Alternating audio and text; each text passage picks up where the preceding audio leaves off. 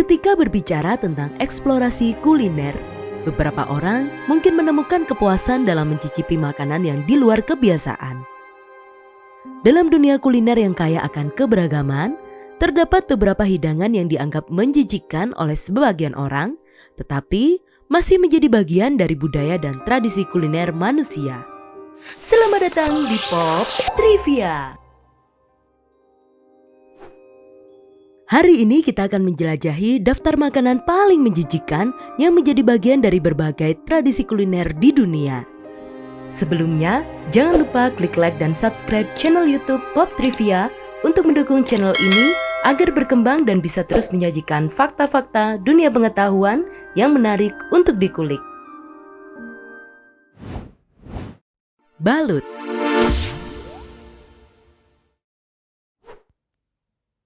Filipina, sebuah negara yang kaya akan keanekaragaman budaya dan tradisi, juga dikenal karena masakan yang unik dan beragam.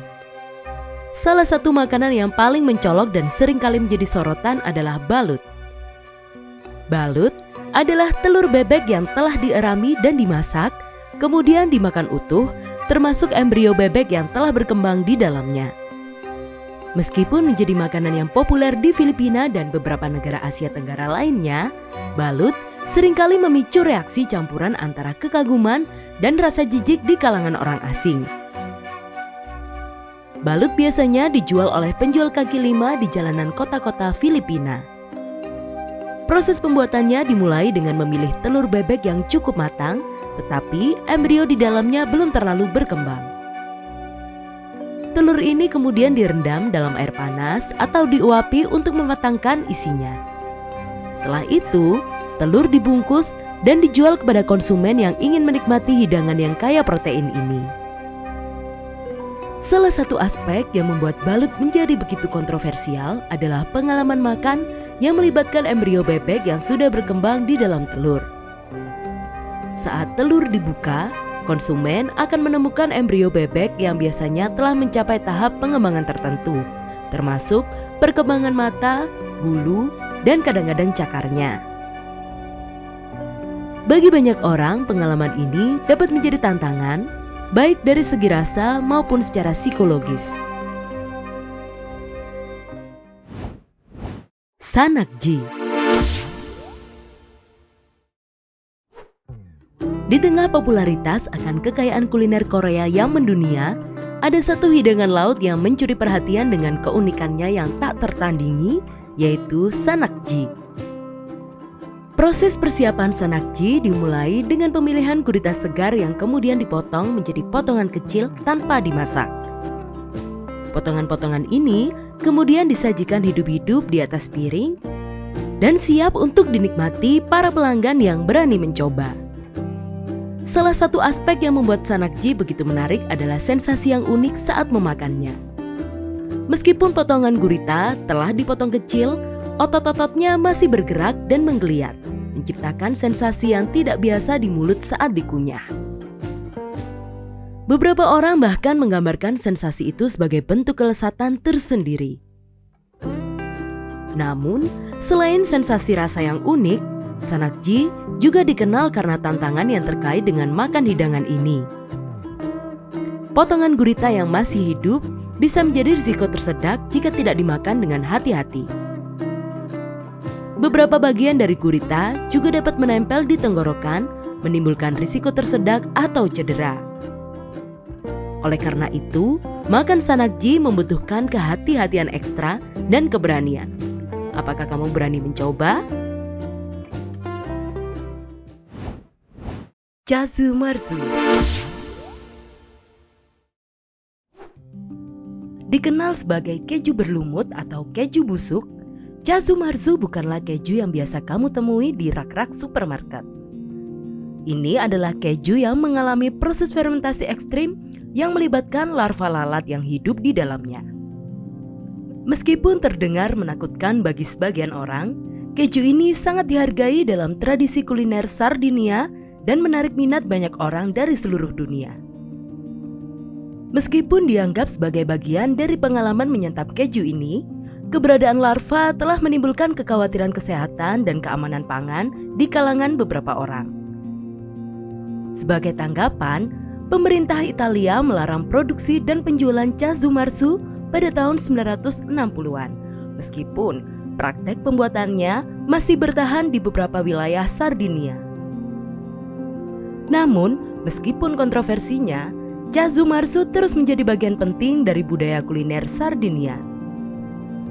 Bagi penduduk setempat, keju ini dianggap sebagai hidangan khas yang harus dicoba oleh wisatawan yang ingin merasakan autentisitas dari budaya Sardinia.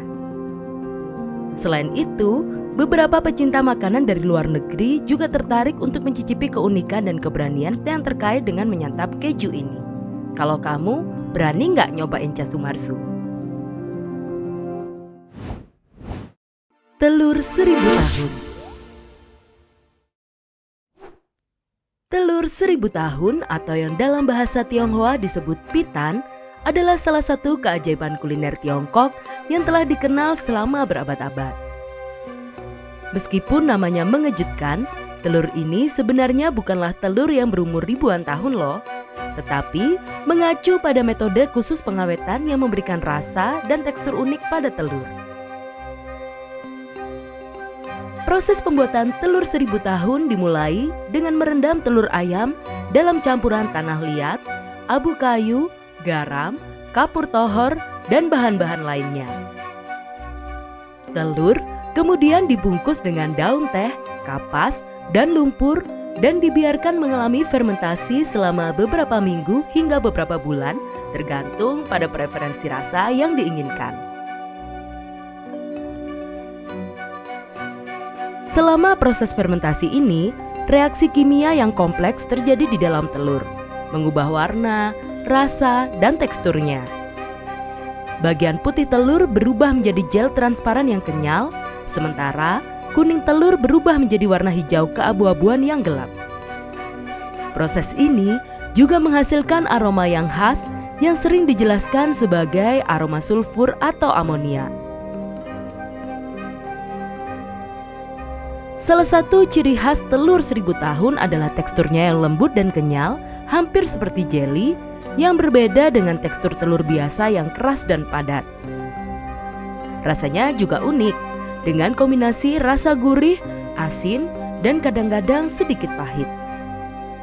Hal ini membuat telur 1000 tahun menjadi pelengkap yang populer dalam hidangan Tiongkok seperti bubur, mie, ataupun bisa dimakan langsung sebagai cemilan.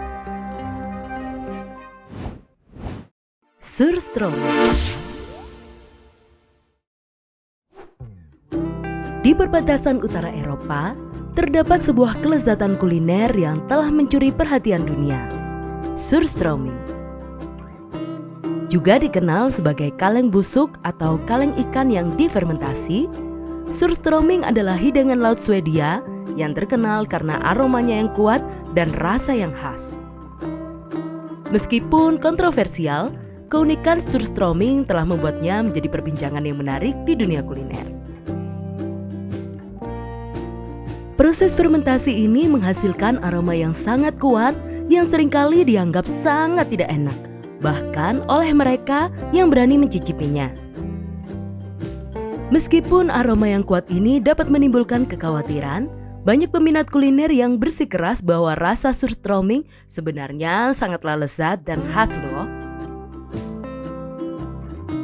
Dalam mengonsumsi surströmming, disarankan untuk membuka kalengnya di luar ruangan karena aroma yang kuat dapat sangat mengganggu. Setelah kaleng dibuka, surströmming biasanya disajikan dengan roti, kentang, dan bawang merah untuk menyeimbangkan rasa yang kuat. Meskipun menjadi bagian dari warisan kuliner Swedia selama berabad-abad, surströmming telah menjadi sumber kontroversi di kalangan pecinta makanan. Beberapa negara telah melarang impor atau konsumsi surströmming karena kekhawatiran akan keamanan pangan ataupun kesehatan publik. Namun, bagi banyak orang Swedia, surströmming adalah bagian penting dari identitas kuliner mereka dan tetap menjadi favorit di meja makan mereka loh. Meskipun makanan-makanan ini mungkin tampak menjijikkan bagi sebagian orang, mereka tetap menjadi bagian dari tradisi kuliner di berbagai belahan dunia.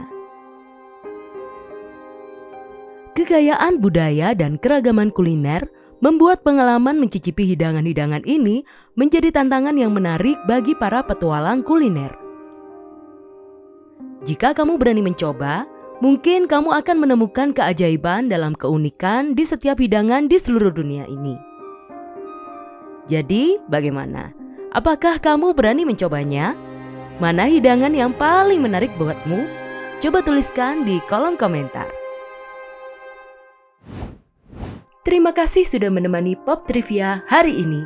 Jangan lupa like, subscribe, dan share video ini kepada teman-teman kalian. Sampai jumpa di episode berikutnya.